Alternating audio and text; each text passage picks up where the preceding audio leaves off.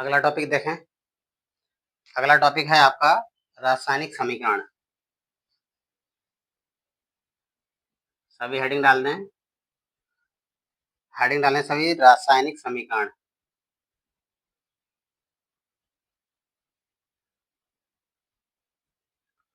और एक बात बता दें, सभी के सभी अभी अपने लोगों ने क्या देखा? अभी देखा अपने लोगों ने रासायनिक अभिक्रिया, ठीक है।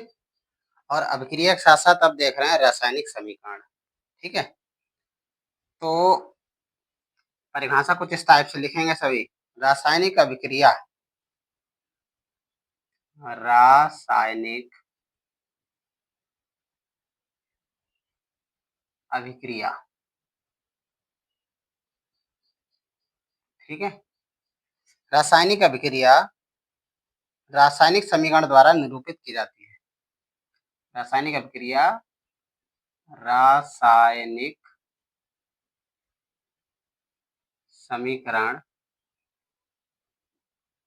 द्वारा,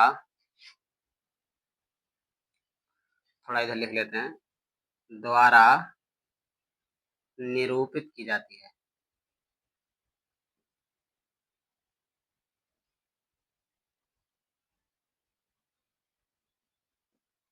ठीक है, द्वारा निरूपित की जाती है।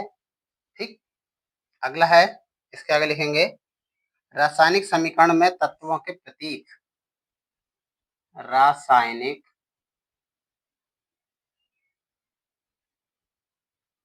समीकरण में तत्वों के प्रतीक, तत्वों के प्रतीक या अभिकारक,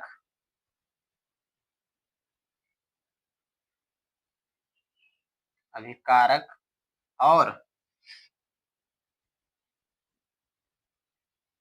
उत्पाद, अभिकारक और उत्पाद, उत्पादों कर दो, के उत्पादों के रासायनिक सूत्र,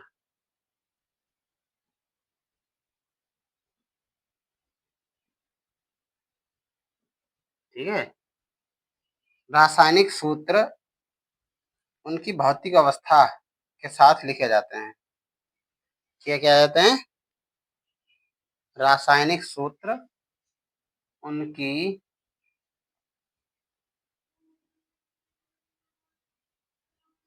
भौतिक अवस्था के साथ लिखे जाते हैं, ठीक है, लिखे जाते हैं, सीधी सी बात है, ठीक है। क्या है रासायनिक समीकरण? रासायनिक अभिक्रिया जो है रासायनिक समीकरण द्वारा निरूपित की जाती है। रासायनिक समीकरण में तत्वों के प्रतीक या अभिकारकों और उत्पादों के रासायनिक सूत्र उनकी भौतिक अवस्था के साथ लिखे जाते हैं, ठीक है। तो लिखे जाते हैं, नीचे याद रखें, कुछ सरल भाषा में हम ऐसे भी कह सकते हैं। सरल भाषा में अगर हम कहें तो रासायनिक समीकरण को क्या कहेंगे? रासायनिक समीकरण को हम कहेंगे कि रासायनिक अभिक्रिया में, रासायनिक अभिक्रिया को कर लो, रासायनिक अभिक्रिया को तत्वों, रासायनिक अभिक्रिया के तत्वों को जिन, ठीक है, तत्वों को जिन प्रतीक या चिन्हों, प्रतीक या चिन्हों की सहायता से लिखने की विधि को ठीक है, रासायनिक समीकरण कहते हैं।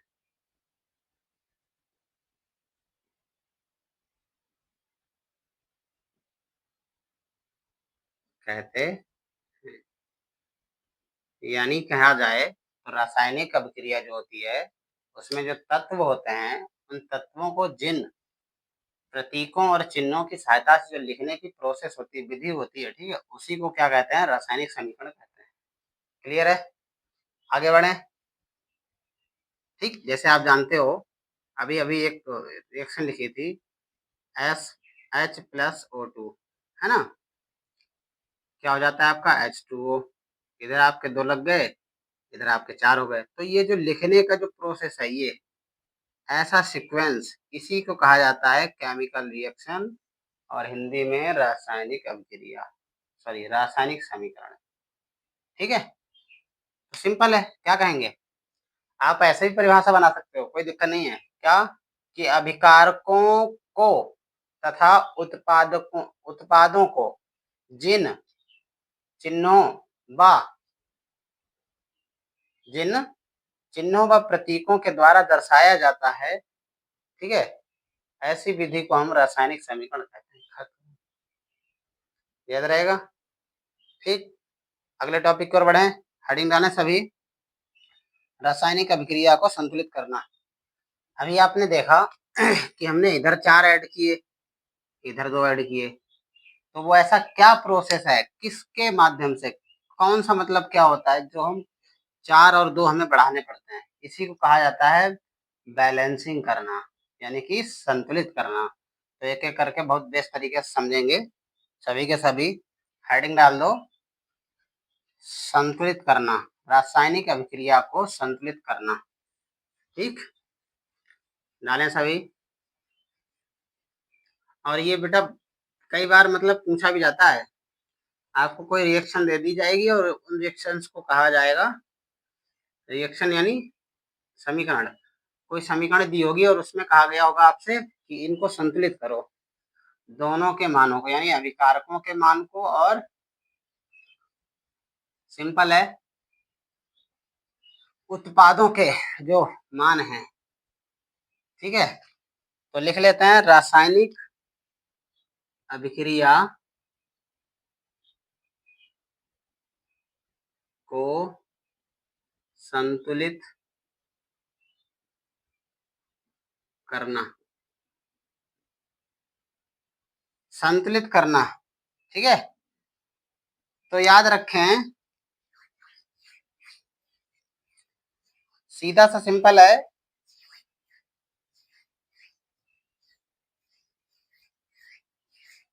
यानी हम कह सकते हैं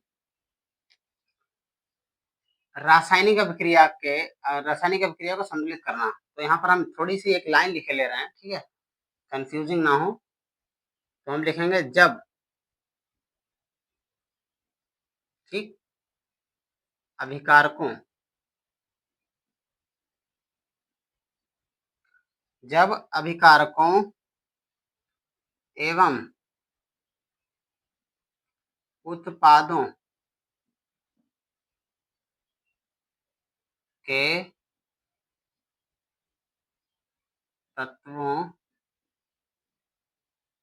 की तत्वों की क्या होनी चाहिए, परमाणुओं की संख्या ना, या ऐसा कह सकते हो तत्वों की या परमाणुओं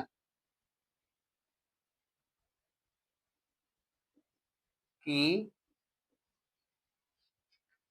संख्या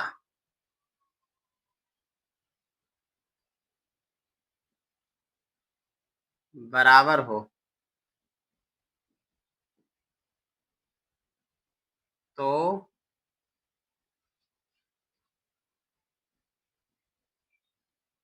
ऐसी समीकरण को संतुलित रासायनिक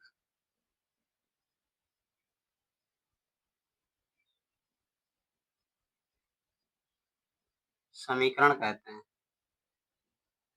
इसकी एक अलग शेडिंग भी हो सकती है,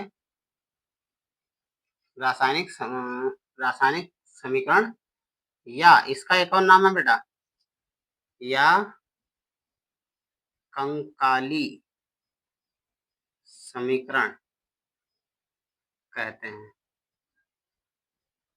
ठीक है, यहाँ नोट करके लिख ले रहे हैं ऊपर वाली बात को। निम्न तरह से संतुलित किया जाता है। निम्न तरह से संतुलित किया जाता है। कैसे किया जाता है जरा ध्यान दें। जैसे फॉर एग्जांपल के लिए आपको एक रिएक्शन दे रहे हैं, बड़ा ध्यान से देखें। हमने लिखा बच्चों Fe प्लस H2O, एरो लगा के हमने लिखा Fe2O3 प्लस H2। ठीक, ये आपकी पहली रिएक्शन। अब हमें करना क्या है, एक तरफ जानते हो आप उत्पाद हैं और एक तरफ अभिकारक हैं, तो यहाँ हम लिख लेते हैं अभिकारक।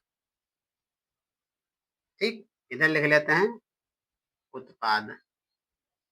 अभिकारक में क्या क्या है, Fe है सर, H है और O है। जैसे इधर 3 है वैसे उधर भी 3 होंगे। Fe है और आपका H है और O है। ठीक, याद रहेगा। ऐसे हम पहले क्या करते हैं, सबको निकाल के रख लेते हैं। क्लियर। अगर हम Fe के पास देखें तो Fe के पास सिर्फ एक है, कुछ नहीं है, तो जिसके पास कुछ नहीं होता उसके पास एक माना जाता है। क्लियर है। H के पास 2 है और O के पास 1 है। इधर देखते हैं Fe के पास 2 हैं, O के पास 3 हैं और H के पास 2 हैं। सॉरी, O के 3 हैं और H के 2 हैं। क्या यार, यहाँ 3 लिखते हैं। ठीक है, क्लियर है। अब अगर हम इसे संतुलित करें, क्या संतुलित है, Fe 2 हैं, यहाँ H के 2 हैं, H के चलो संत हैं, लेकिन O के भी नहीं, है ना। तो क्या करें जिससे कि संतुलित हो जाए। जानकारी के लिए बता दें, ये 90% तक फार्मूला वर्क करता है, 90% तक, कि आप H और O को संतुलित कर लो। ठीक, H और O को, बाकी अपने आप शांत हो जाते हैं सब सब, इन कोई दिक्कत नहीं है। एक एक करके देखते हैं। अगर हम Fe, H और O को शांत करना है, ठीक है, तो ध्यान दें यहाँ पर अभी कितना है, बोलो। अगर हम यहाँ पर सपोज दैट यहाँ 2 लगा दें तो ये तो 2 हो जाएंगे, कोई सिंपल, यानी 2 एक कम 2, कोई दिक्कत नहीं है। वहां पर भी 2 हो जाएंगे। ठीक, H का 2 है लेकिन O का 3 है, तो यहाँ 3 से कर दें तो 3 दूनी 6, H का कितना हो जाएगा उधर, 6 हो जाएगा। यहाँ अगर हम H के पास 3 लगा दें, ठीक है, H के पास याद रखना ये भी अड़की है, चेंज करते हैं मार्कर ताकि याद रहे, ये हटा देते हैं अभी। ठीक है, चलिए किसी दूसरे से करते हैं। जैसे कि आप जानते हो Fe का 2 है, तो यहाँ हमने 2 ऐड कर दिए, 2 लिख दिए बराबर 2, ये तो शांत हो गया ना। अब हमें क्या करना है, H और O देखना है। H तो शांत है, ये शांत है ना।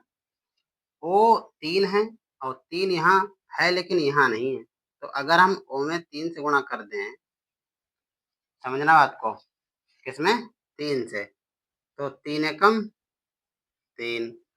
लेकिन याद रखें कि ये जो 3 है ये साथ में किससे गुणा हो रही है, ये साथ में देखो जहाँ O है, तो यहाँ पर अगर मान लो 3 हम लगा दें ऐसे, क्योंकि ये O ऐसे नहीं लगते हैं, याद रखना। बहुत से बच्चे ऐसे गलती कर देते हैं, ऐसे नहीं लगाए जाते हैं। हमेशा याद रखो तत्व या परमाणु के आगे लिखा जाता है, तो 3 हमने यहाँ लिखे, ये 3 किसके हो गए? H के भी हो गए और ये 3 आपके O के भी हो गए। ये प्रोसेस है, ठीक है? तो 3 की गुणा 2 से हो जाएगी, यानी 3 गुणा 2 यानी कितना हो गया? 6। कितना हो गया? 6। और H का हमें 6 बनाना है, तो यहाँ कितने से गुणा करनी पड़ेगी? H में करनी पड़ेगी 3 से, 3 दूनी 6, ठीक है? तो यहाँ हो जाएगी 3 से। बात को समझने का प्रयास ऐसा करें कि ये सफिक्स में होते हैं, जो नीचे लिखे होते हैं इन्हें क्या मानते हैं? सफिक्स में मानते हैं, ठीक है? तो सफिक्स वाली जो होती है वो बेटा सामने लगी हुई जो नंबर्स होते हैं उससे गुणा करता है, ठीक है? तो 2 तियां 6, 2 तियां 6, 3, 2, 3। तो यानी हम कह सकते हैं कि अपना जो आंसर आया है वो क्या है? आंसर है 2Fe प्लस 3H2O और एरो है Fe2O3 प्लस 3H2O। ये आपका आंसर हो जाएगा। क्लियर है? कोई दिक्कत? अभिकारक को एक तरफ रखो, उत्पाद को एक तरफ रखो, दोनों के परमाणु संख्या काउंट कर लो। अगला देखें, बताएं। क्लियर है? आगे बढ़ें। क्या सबकी बराबर हो गई? बाकी और भी प्रैक्टिस करेंगे, ठीक है? अब एक हेडिंग डालें, रासायनिक अभिक्रियाओं के प्रकार। इसके और भी कराएंगे, टेंशन नहीं है, ठीक? अभी सिर्फ एक नोट कर लें, रासायनिक अभिक्रियाओं के प्रकार डालें।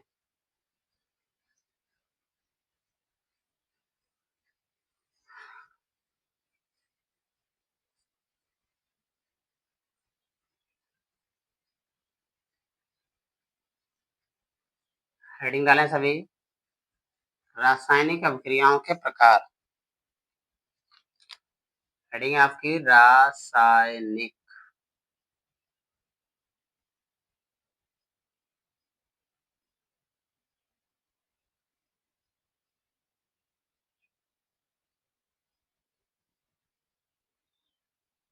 रासायनिक अभिक्रियाओं के प्रकार।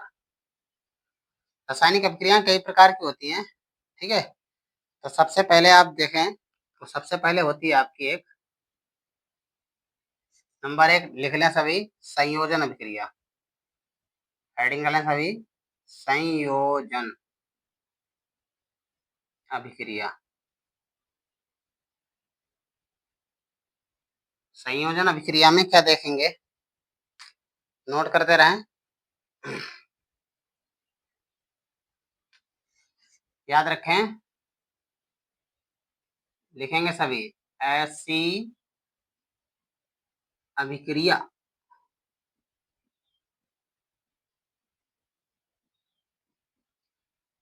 जिसमें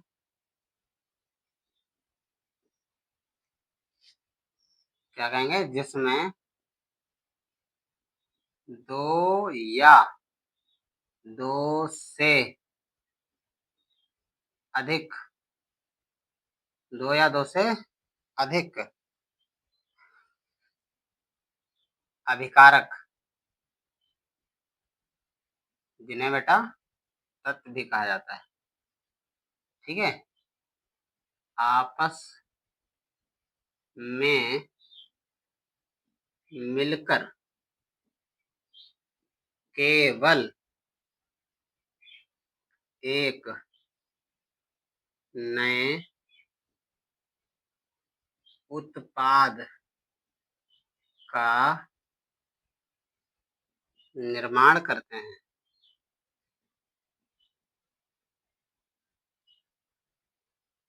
निर्माण करते हैं, क्या रहेगा? संयोजन अभिक्रिया कहलाती है।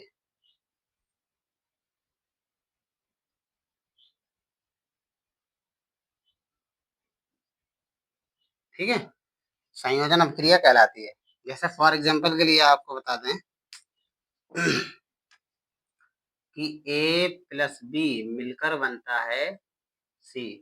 अब ये मत पूछना कि कैसे बनता है सर, ठीक है? आप ए का मतलब ऐसा समझो कोई एक तत्व था, ठीक है? जैसे कि अभी अपने लोगों ने बताया था क्या कि H प्लस O2 जब ये आपस में मिलते हैं तो क्या बनता है? H2O बनता है, राइट? H2O बनता है ना? तो जब H2O बनता है तो आप देखो तो यहाँ कितने हैं? 2 हैं या 2 से अधिक भी हो सकते हैं, लेकिन बना क्या है? सिर्फ एक। यानी 2 या 2 से अधिक तत्व आपस में मिलकर जब एक ही तत्व बनाएं या एक ही पदार्थ का निर्माण करते हैं, ठीक है? एक ही उत्पाद का निर्माण करते हैं, तो ऐसी अभिक्रिया आपकी क्या कहलाएगी? संयोजन अभिक्रिया कहलाएगी। क्लियर है? आप देखो ये 2 अलग-अलग तत्व हैं, ये 2 अलग-अलग अभिकारक हैं और दोनों आपस में मिले हैं, क्या बना है? जल। जल बना है, सिर्फ जल ही बना है, ठीक है? इसके अलावा और कुछ नहीं बना है। यहाँ पर इसके अलावा कुछ भी नहीं है। जब कुछ नहीं है तो इसका मतलब ये कौन सी अभिक्रिया हो जाएगी? संयोजन अभिक्रिया। क्लियर है? फिर से एक बार ध्यान दें, जब 2 या 2 से अधिक अभिकारक या हम कह सकते हैं तत्व या हम कह सकते हैं पदार्थ आपस में मिलकर एक ही नया, सिर्फ एक नए पदार्थ या तत्व का निर्माण या उत्पाद का निर्माण करते हैं, तो ऐसी अभिक्रिया क्या कहलाती है? संयोजन अभिक्रिया कहलाती है। क्लियर है? ठीक। जैसे उदाहरण के लिए आप लिख सकते हैं, एक तो ये उदाहरण हो गया, ठीक है? आपका एक ये उदाहरण हो गया। दूसरा उदाहरण आपको हम दे रहे हैं, आप जानते हो कोयले का दहन। दूसरा क्या है? ये पहला लिख लेते हैं। दूसरा है कोयले का दहन, यानी कोयले का जलना, ठीक है? सी सॉलिड यानी कार्बन, ठीक है? प्लस O2 ऑक्सीजन, यानी जब कार्बन ऑक्सीजन के संपर्क में जलता है, याद रखना, जब कार्बन ऑक्सीजन के संपर्क में जलता है, ठीक है? जलना का ऐसे भी लगा सकते हो, ऐसे, इसे हीट का साइन कहते हैं, ठीक है? इसका और इसका जब संयोजन होता है तो याद रखें क्या बनती है? CO2, ये आपकी हो जाएगी गैस, ठीक है? क्या बनती है जाके? CO2 बनती है। तीसरा उदाहरण लिख लें सभी, जल का निर्माण, सॉरी वो तो हो गया है, जल का निर्माण, ठीक। नेक्स्ट बढ़े, अगला तीसरा देखें, चलो लिख लो तीसरा। तीसरा है आपका बुझा हुआ चूना, अगर हम जल के साथ मिलाते हैं, ठीक है? जैसे Ca, बुझे हुए चूने क्या होती है? Ca यानी कैल्शियम ऑक्साइड, याद रहेगा? ये बुझे हुए चूने का फार्मूला है, बिना बुझा हुआ, मतलब बुझा हुआ तो बनेगा, अभी ये बिना बुझा हुआ है, प्लस इसकी हम जल से रिएक्शन करा दें, H2O। जल क्या है? लिक्विड है। S का मतलब सॉलिड है, सॉलिड माने ठोस या कठोर। L का मतलब लिक्विड है, लिक्विड माने होता है द्रव्य, ठीक। अब ये क्या बनेगा? सर सिंपल है, ये बन जाएगा आपका CaOH का होल ट्वाइस, ना ना ना, होल ट्वाइस नहीं है, OH अंदर ही है, ठीक है? ये आपका बन गया है AQ, यानी एक्वेंट, सीधी बात है, यौगिक, ठीक है? क्लियर रहेगा? देखो आप कोई सी भी रिएक्शन देख लो, दो हैं, दो में से एक बना, दो हैं, दो से एक बना। इसका मतलब ये हुआ कि संयोजन वो अभिक्रिया होती है जिसमें दो पदार्थ आपस में मिलकर जब एक नए उत्पाद का निर्माण करते हैं, सिर्फ एक ही, ठीक है? इसके अलावा और कुछ नहीं, एक नए उत्पाद का निर्माण करते हैं, तो ऐसी अभिक्रिया संयोजन अभिक्रिया कहलाती है। सिंपल। आगे बढ़े, आगे बढ़े सभी। नंबर 2 हेडिंग डालें। अब जब जोड़ने वाला देख लिया तो वियोजन भी देख लेते हैं ना। क्या देखेंगे अब? वियोजन। तो हेडिंग डालें नंबर 2, वियोजन अभिक्रिया। सभी के सभी डालने हैं बच्चों, वियोजन अभिक्रिया, और बड़ा बारीकियों से समझने का प्रयास करें। हाँ, वियोजन अभिक्रिया, ठीक है? डालें हेडिंग नंबर 2 वियोजन अभिक्रिया। संयोजन और वियोजन आपको लग रहा होगा एक दूसरे के विपरीत हैं, राइट। वियोजन अभिक्रिया में थोड़ा सा लिख लेते हैं। लिखा, इस अभिक्रिया में एकल अभिकारक, इस अभिक्रिया में एकल अभिकारक, एकल मतलब सिंगल, सिर्फ एक, एकल अभिकारक टूटकर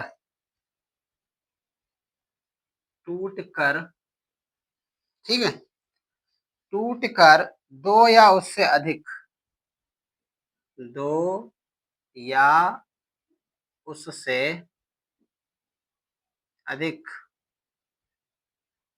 दो या उससे अधिक उत्पाद बनाते हैं। यानी इस अभिक्रिया में एकल अभिकारक टूटकर दो या दो से अधिक उत्पाद बनाता है, ठीक है। तो ऐसी अभिक्रिया को हम क्या कहेंगे? वियोजन अभिक्रिया कहते हैं। फॉर एग्जाम्पल, जैसे, तो सबसे पहले यहाँ पर लिख लेते हैं एक छोटा सा समझाने के तौर पर उदाहरण लिख लो। उदाहरण, ठीक है।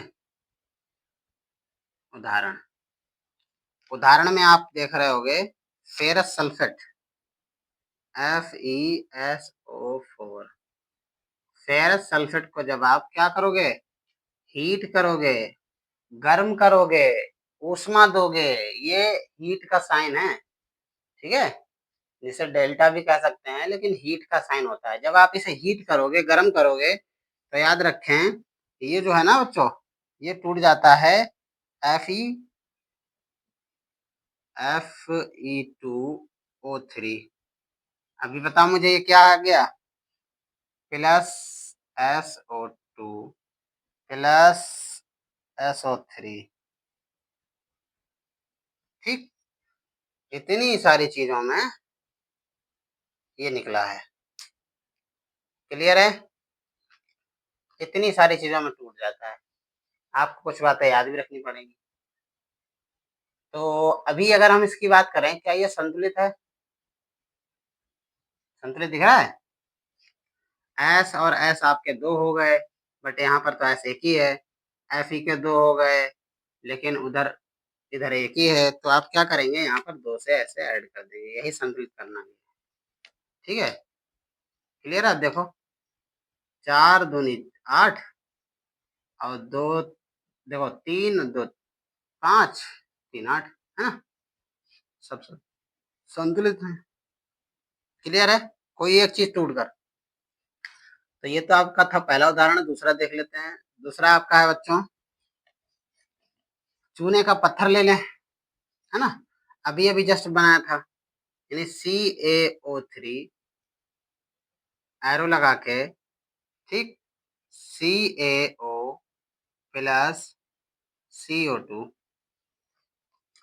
याद रखें, अगर हम चूना पत्थर ले लें, ये क्या है? चूना पत्थर।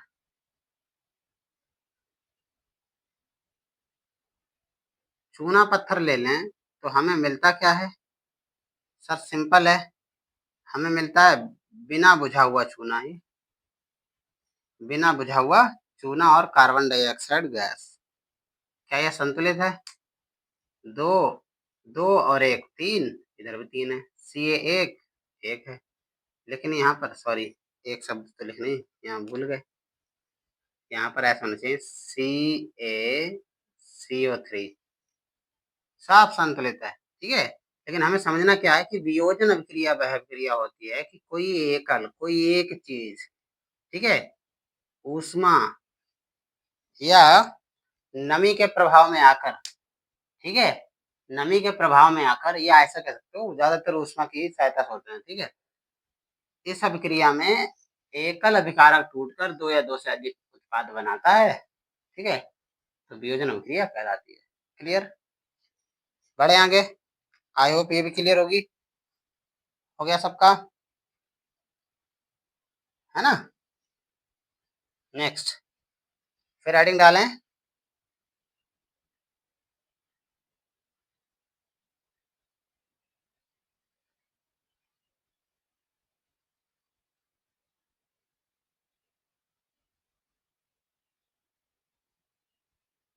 जो आपकी ज़्यादा खास हैं उन्हें कराऊंगा, ठीक है।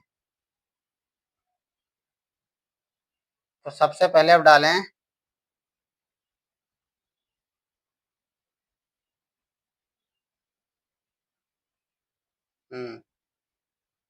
हेडिंग डालने बेटा अब विस्थापन।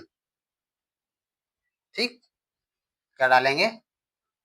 विस्थापन, जो कि बहुत बहुत बहुत खास है आप सभी लोगों के लिए।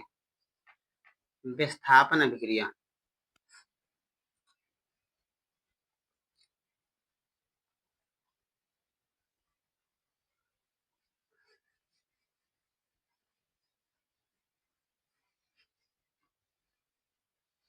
तीसरा आप डाल लें विस्थापन, और ये खास है, बहुत इम्पोर्टेंट है, ठीक है। विस्थापन अभिक्रिया में क्या होता है? लिखेंगे, इस अभिक्रिया में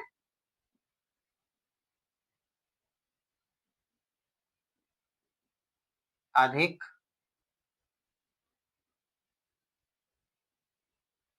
क्रियाशील तत्व कम क्रियाशील तत्व कम क्रियाशील तत्व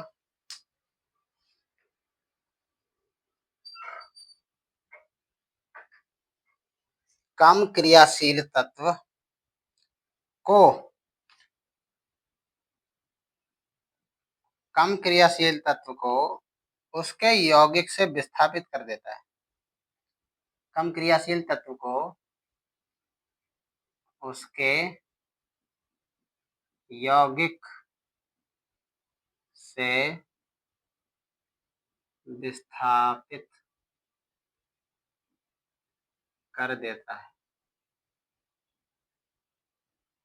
ठीक है। विस्थापित कर देता है या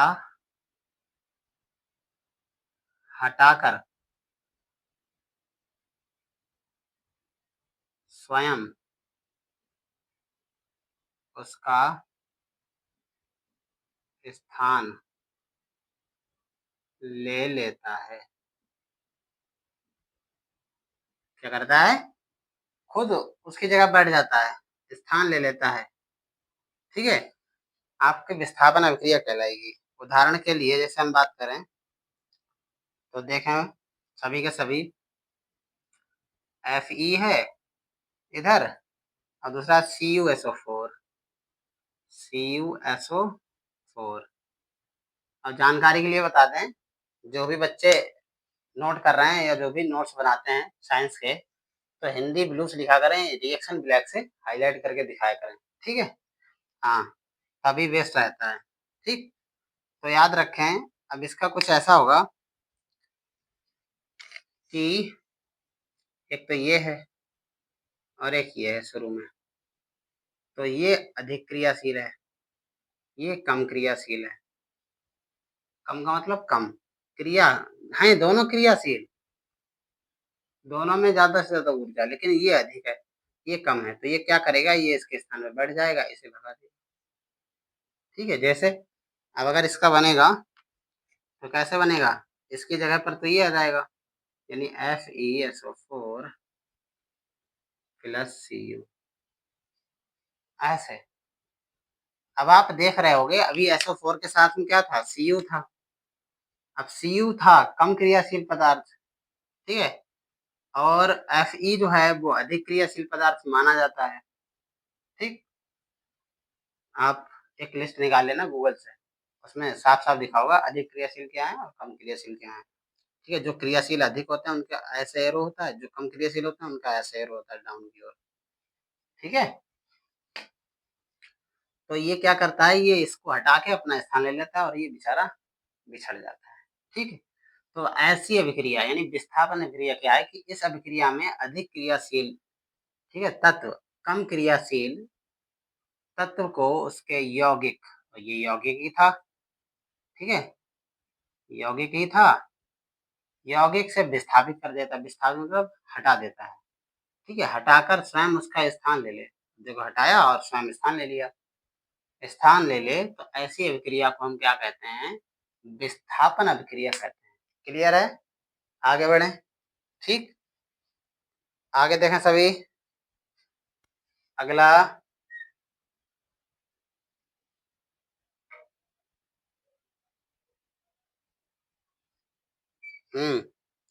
आगे बढ़े सभी। द्विविस्थापन हेडिंग डाल दें, सिर्फ द्विविस्थापन कर लें।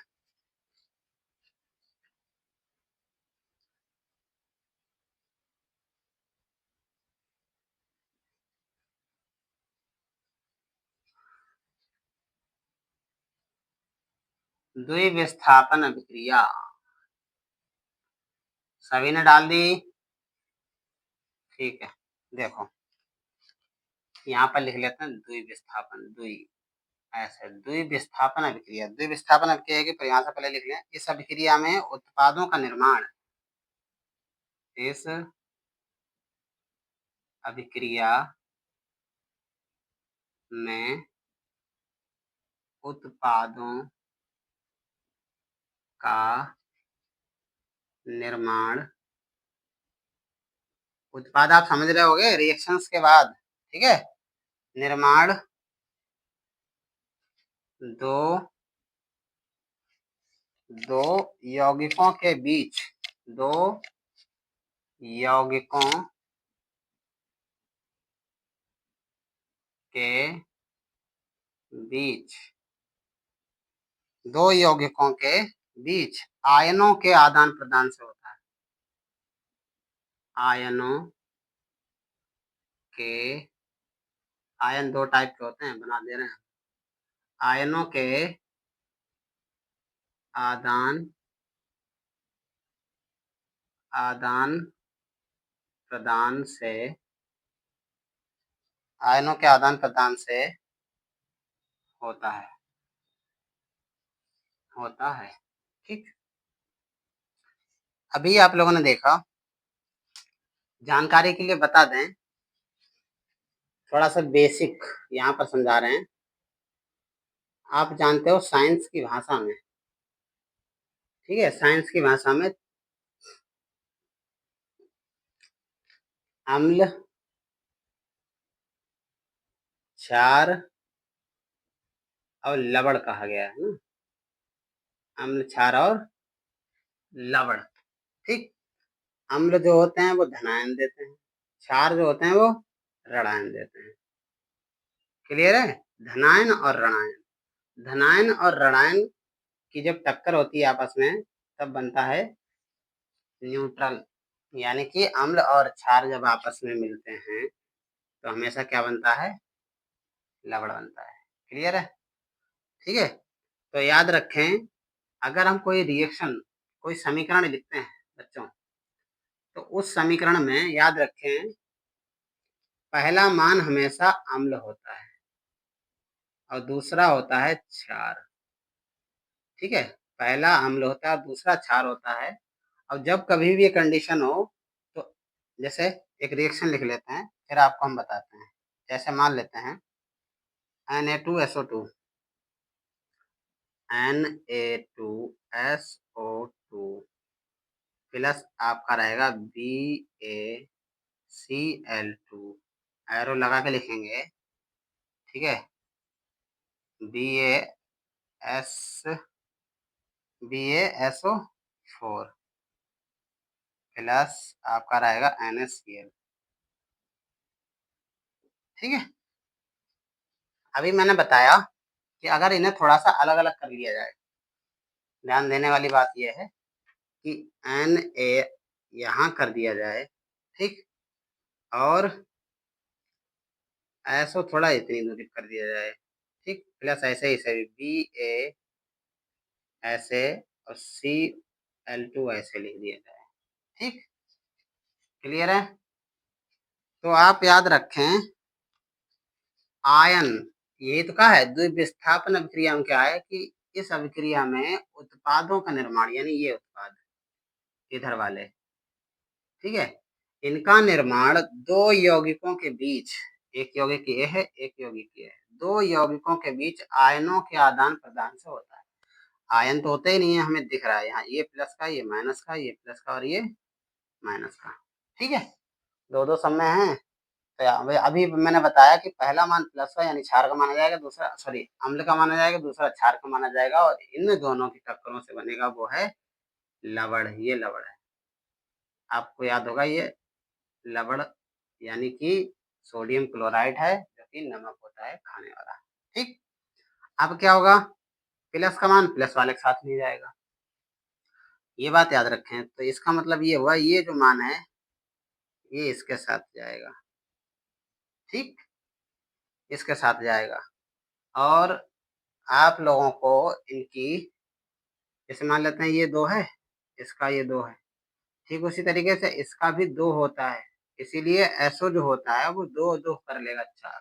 ठीक, लेकिन इसमें भी ज्यादा डिटेल में नहीं जाएंगे, पहले इतना समझे सिर्फ कि हमेशा जो माइनस वाला होता है वो हमेशा प्लस को लेके जाता है, और प्लस वाला होता है वो माइनस को लेके जाता है। फिर कौन से बच्चे, फिर ये बच्चे हुए आपके, ये ये किसे लेकर जाएगा, ये लेकर जाएगा इसे। क्लियर है? तो अपने